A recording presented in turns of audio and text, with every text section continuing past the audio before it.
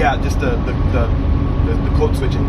It's basically my brain was already used to it, so I basically just had to create a new spot. Like for Japanese, I created a new spot in my brain. But now, like if it's subconscious and I'm not thinking about it, I don't sometimes know what language I'll shoot in. For sure, when it comes to explaining technical stuff, English, because academically, that's how I was raised, academically in English. Right. But I've always found that Spanish, for me, is one where I can describe human emotion much easier. Which is why when you feel the emotion, Yeah, you switch to I just switched to Spanish. Yeah. Right. That's interesting. I've written poetry in both English and Spanish, and I found that. What's the difference? It's easy to express emotion in Spanish. I mean, I think you can. What I like about English, because you can be so specific.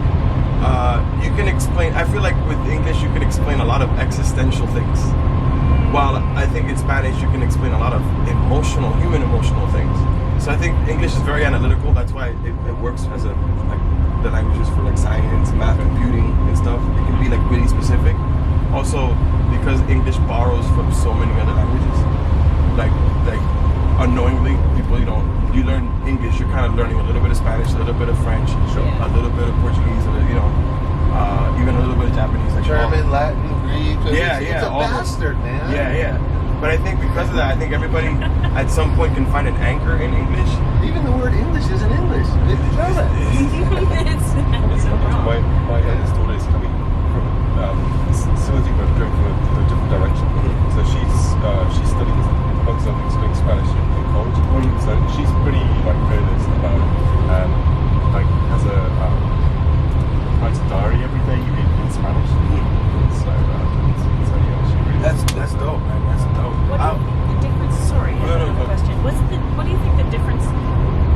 Besides, you're talking about the in English, it's more existential, and in Spanish, it's more emotional.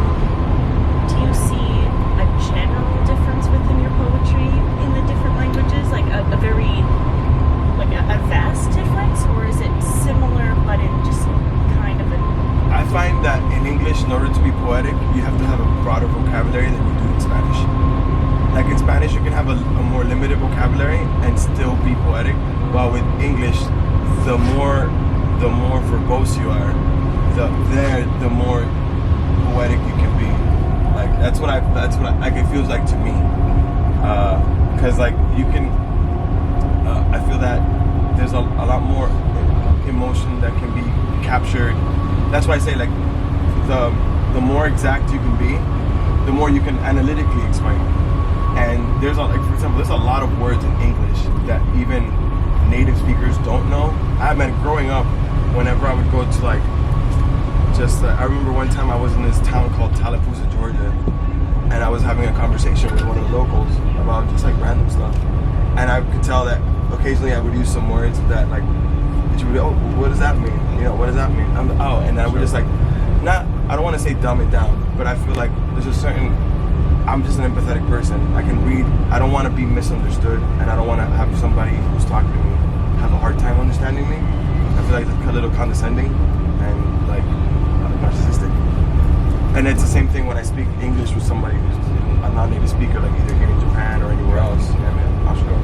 And that's, I think English is cool for that. But with Spanish, because I think Spanish is very similar to Japanese, where like you can omit things from the sentence and still. You can omit everything in Japanese. Yeah. In Spanish also, you can omit stuff and you can still like pass on, interpret the meaning. In Spanish, it's kind of the same way.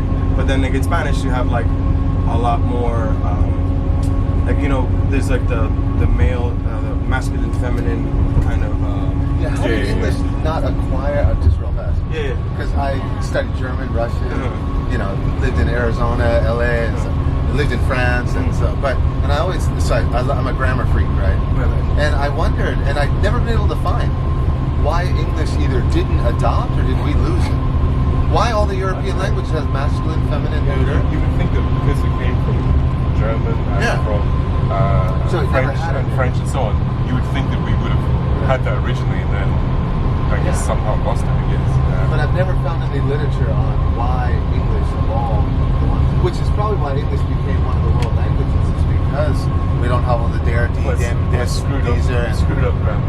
yeah. Well, the grammar and the spelling and everything. Right? No, and I think also like one of the things about people who want to learn English is they want to learn the English that they hear in movies, and that's English that's honestly, if you're not in it organically, Right. it's hard to explain. It's idiomatic, too abstract, to an idiomatic, extreme and it's like slang. I mean, I remember when Colloquial, right? Yeah. when I first came to Japan, and the concept of dialects in Japanese was like, oh right, of course, there's different regions, different dialects, different idioms, whatever.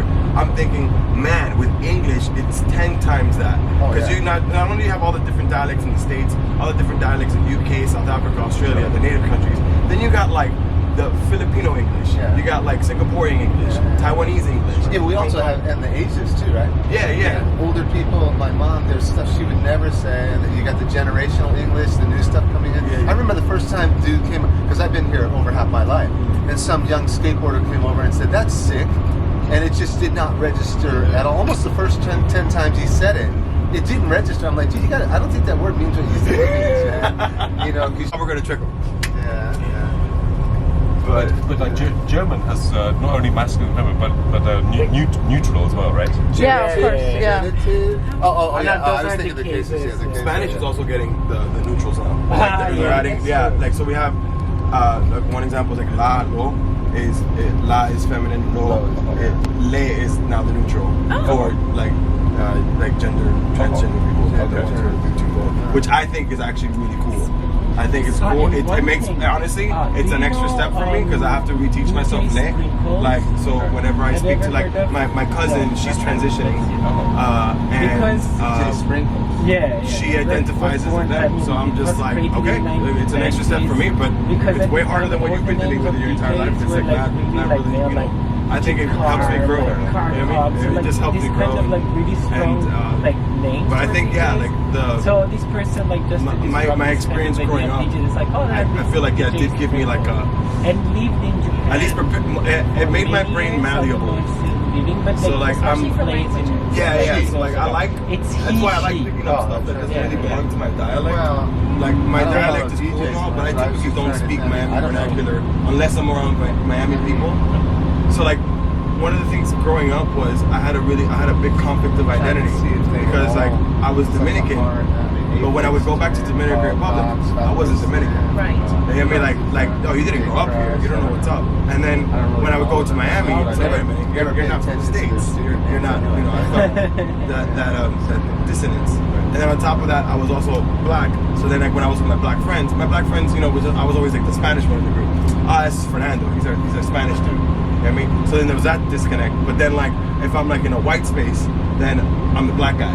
Or depending if I have a beard, they're like, the Middle Eastern guy. If they don't really know me. So I had a really big conflict of identity growing up, and that kind of just subconsciously taught me to adapt to whatever group I'm in. So I'm sure if you were to put a camera on me, you'd see me just code switching.